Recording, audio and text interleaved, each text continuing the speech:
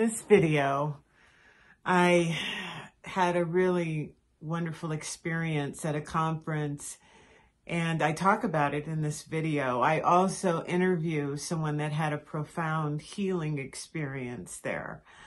And I don't want to give it away, but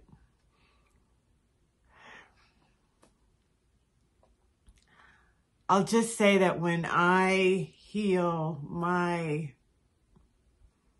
childhood wounds, my hurts, my shame, my guilt, I'm tearing up right now, then you're in a better position to understand people, to help in any way that you can, but to meet them where they are, but see them who they truly are, which is amazing. This is the heart of a healer. And people ask me, like, what is a healer? Is it somebody that goes around and puts hands on people?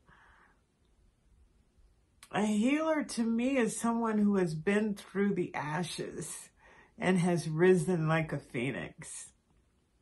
Someone who learns from their experiences how to be who they truly and authentically are, a God being, the light of the world. It is someone who could have turned that corner to hate and close off their heart, but through grace and mercy, you just chose love instead, against all odds. That's what a healer is. A healer is a person that has a profound ability to heal themselves and to be aware enough to know when you need to tweak this and apologize for that and forgive yourself. And that's what a healer is. And when you do that, your vibration changes. Not only that, it vibrates out to your family, to your children, to generations. That's what a healer is. So in this video, I go deeper into that. Love you. And I want to go back to this emotional guide thing, but because if we stay in fear and trauma, we are blocked from loving other people. Let's hold it right there. Let me repeat what I said. If you're in that spiral, the red spiral, from your own trauma, it's hard to love other people because they're going to trigger you. That's why it's so important to do the Tibetan mantra or that Tibetan poem. Can we go back to that? May you be at peace. May your heart remain open, meaning don't close it off to judgment because then you're in your head. Keep your heart open and may you awaken to the light of your own true nature. What is your own true nature? It's love. That's what we've been talking about. May you be healed. That's big, because that unhealing thing that we hold on to, that prevents us from helping other people, which is the next line. May you be healed. That means forgiving yourself.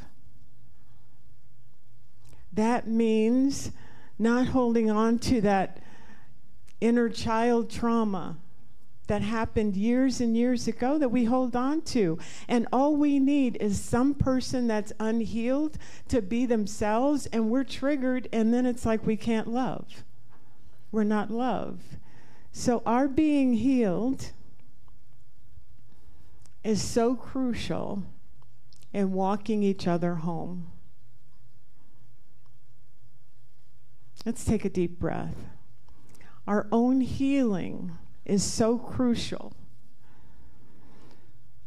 It allows us to walk each other home without being triggered, without judgment of that other person. we're less triggered when we can come from a space where we have addressed our own hurts, our own wounds. You see how you can get really deep into this simple little prayer, this mantra, but it really encapsulates everything. So once we decide that that is our mission to be healed, magic happens. And I'll give you an example. I did a 4-day retreat with Greg Braden. Many of you know him. He's a spiritual teacher. He was also a scientist. He brought in some people to do breath work with the group that we had. So we're laying on the ground. They're teaching us this technique, and they tell us some trauma is going to come up because you're breathing. So they're talking to 300 people on the floor of a gymnasium.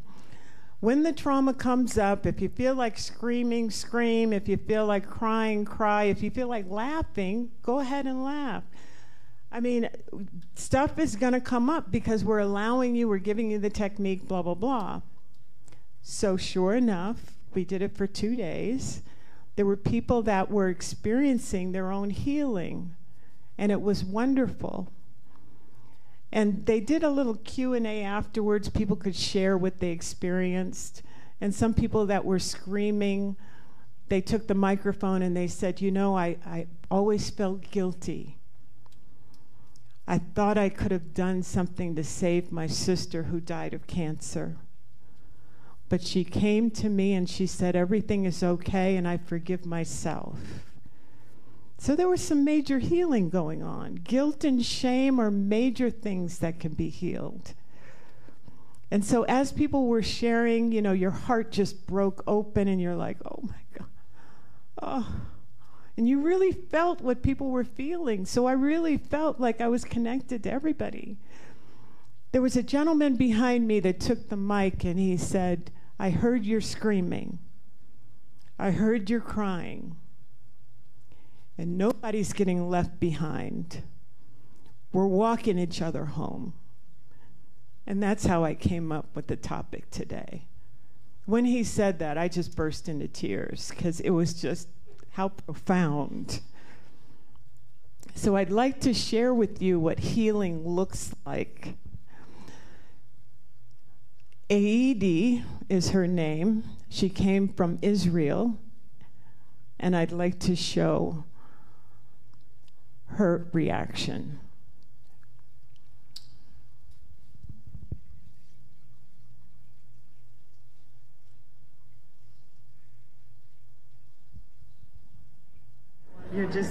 So what did you experience? Okay, I'm going with my grandmother. So I saw my grandmother, she passed, and she looked very sad as I remember her. And I told myself, she told me, heal yourself so you will heal me. And you will heal the rest of the women in this generation over generation, backward and forward. So when I heal myself, I'll heal my mother, and my grandmother and great-grandmother, and also my child, my daughters.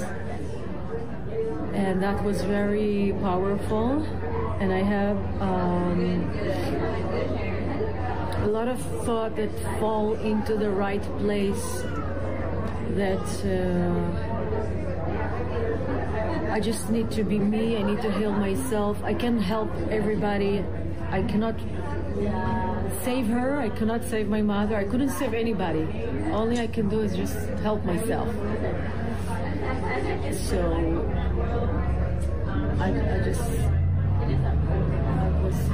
So you said here and now you made a decision. I make a decision, yeah. I make a decision, and the decision is that I'm going to heal myself in the sake of the whole women in my family and also the rest of the women in the world. Like to cleanse something from past life, that we are the women come to this world. most of us carried like hurt and shame and suffer. And it's time to break the change and clear this into this new world that we are creating now, to bring this. Thank you for that. Thank you. I'm teary. Because you're touching on all of us. All of us. That's what we want. That's what we need. I feel this, that we're all connected. When I heard the screaming of women, I felt like it was my screaming, like I was the one that screamed, and I said, thank you for screaming when I couldn't scream. No. Yeah, I'm sorry that I made you cry. I couldn't scream. Nobody came to rescue me, so they screamed for me, and now I feel very secure. I mean, it was very powerful. It was so powerful. Yeah. Thank you. Thank you. Love you. That was really a profound thing that she said, and I had to repeat seeing it over and over again. But she was saying that we're so interconnected. And her grandmother came to her. Her grandmother had passed. And her grandmother's message was, heal yourself. When you heal yourself, you're also healing me. And all the women in the line. I mean, that's powerful. I'm getting goosebumps just thinking about how powerful we are as energetic beings, that we have an opportunity right now, while we're living, to heal ourselves. And it does have a vibrational effect, because it's physics. It has a vibrational, energetic effect on the people that aren't even born yet, because it's in your lineage. But then she went on to say that I feel like we're all connected, and that when she heals herself, she heals all women, or gives women the permission to heal themselves. I thought it was also profound that she said when she heard the screams of the women in the gymnasium, she felt like they were screaming for her when she couldn't scream, when she didn't have permission. Maybe it's not ladylike to say that I don't like this life, but when someone can scream it and release and let you know that you're feeling what they're feeling, it also gives you permission to look at the ways in which you can heal and make changes.